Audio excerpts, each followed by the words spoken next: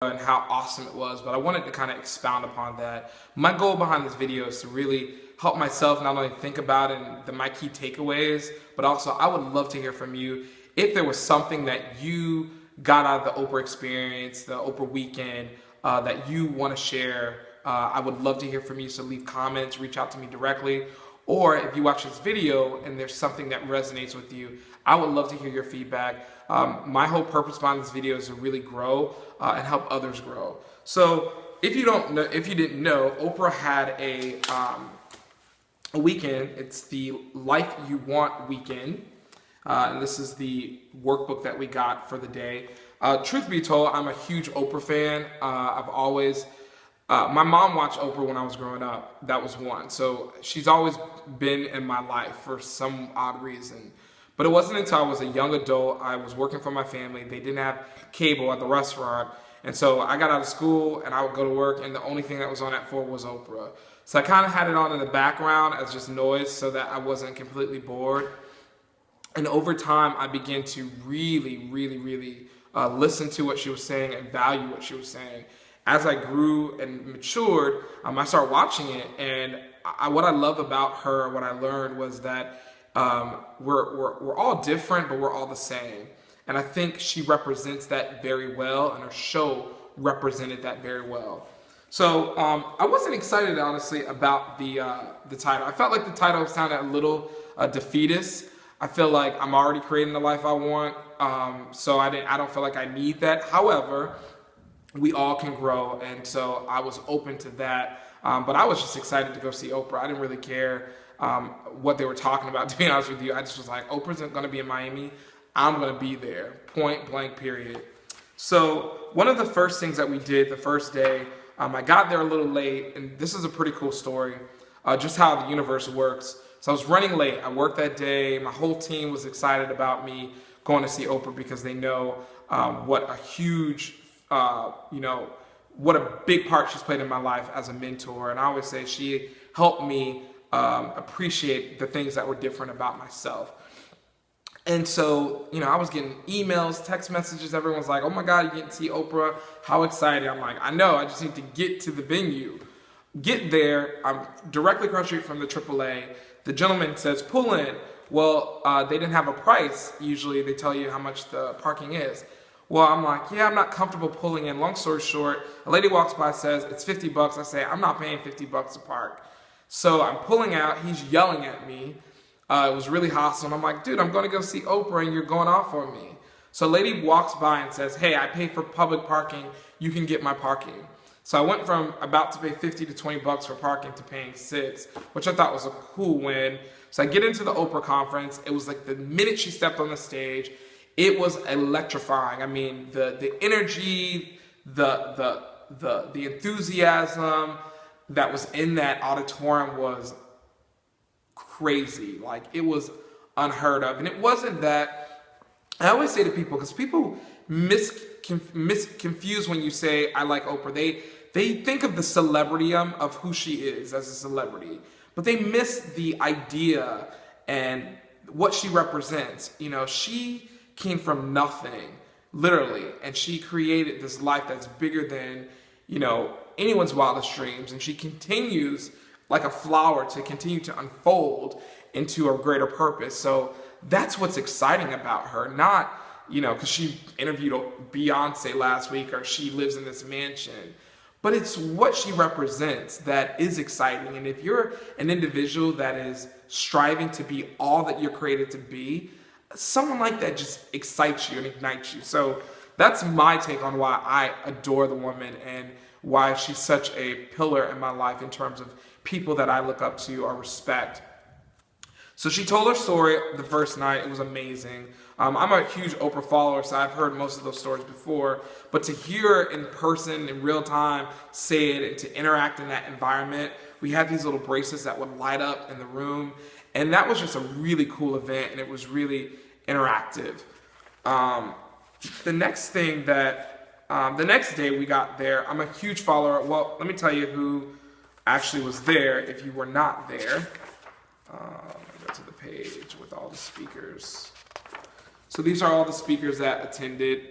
except for this guy, I did not see him there, but Deepak Chopra, who I'm a huge follower of, Elizabeth wrote the book Eat, Pray, Love. Robert Bell, I wasn't familiar with him, but I'm really, really great guy, great speaker. I think he was the one that I was really impressed with, just because I'm not familiar with him, and it was like a fresh wind, a new voice. And Ilyama, I never say her name right, God forgive me, and especially people, I always say names wrong, so it's just something I've struggled with forever. But she was amazing. I mean, all the speakers were amazing. They all brought their own style or point of view to the day, which was really cool. Once we started the day with meditation is something that I am a huge follower of, and I encourage people. I mean, I could be in a review with my boss, and I'm talking about meditation and how great it is, and encouraging people to do it. If you haven't started meditating, I know it's, especially for some people, it sounds really mystical, and it's not. It's just quiet time. It's just sitting there being silent. So often we're talking or we're praying to God and saying what we want, or saying what we've been taught. Sometimes we got to learn to just be still. And so there was a time of stillness, and we literally just sat there in a guided meditation by Deepak and Oprah, and it was amazing. And so when you're meditating, it's really about being present with yourself, with your body, with your breathing. And I couldn't help but go for a moment, oh my God, I'm meditating with Oprah. How cool is that? So I thought that was really cool. But after I had that moment, I went back into my meditation and really clearing my mind and preparing for the day. Next, this was a part that really got to me. Oprah guided us into this step, and we had to put a person in our mind that we loved and we wanted the best for, and then we had to write a vision for their life. What would we want for them? What is our vision for that person? When I did this, I said, well, who is a person that I love and adore, but I have a vision for their life? And I thought of my mom, and it literally brought me to tears. But I wasn't ashamed. I believe in being authentic. And so I cried, and I wrote down my dream and my vision for her. And it was pretty amazing, because after I did that, everything that I want for her is all the desires I want for myself. And I believe those are the things that God desires for us, which is just his best, just the best that he has to offer. Nothing less, no mediocre, no mediocrity, just his best. And knowing that we're worthy of that, and also that it's available to us. So that was really, really cool for me. We also did a chart where we really rated where we are in regards to what's important to our life. So we really talked about, what's important to us: family, friends, our career, our hobbies. But then, are we satisfied in those areas of our life? And it was really eye-opening to me.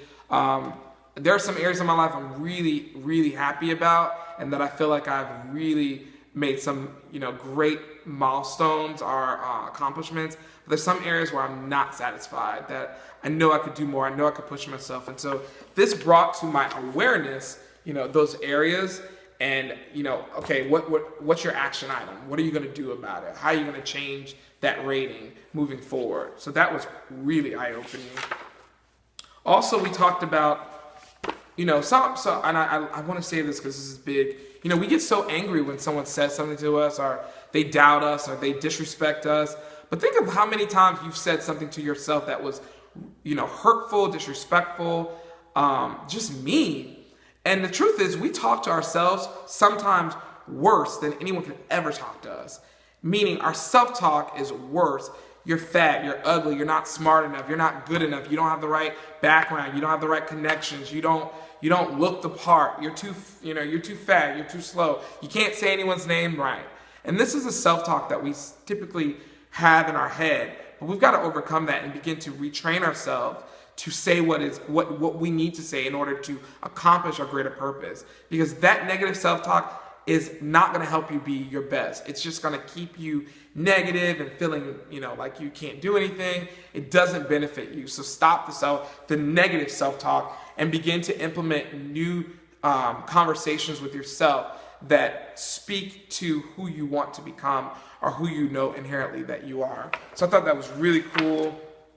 Our last task was to go home and write our own vision, which I've done, and maybe in the future I'll share with you. But what I got out of the weekend was that anything is possible, that we are co-creators of our lives.